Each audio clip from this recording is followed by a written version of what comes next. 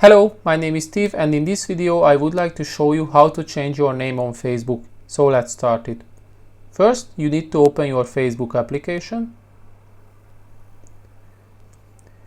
Here you need to select the bottom right corner, tap on the icon,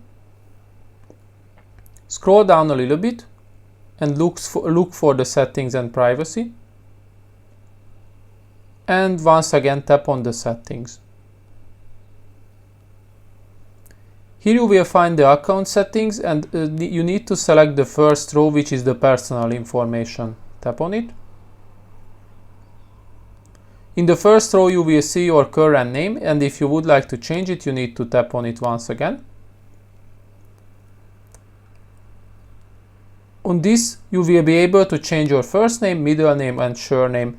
After you made the changes, you need to tap on the review change, and Facebook will request for your current password. You need to provide it, and in the end it will be confirmed and your name will be changed.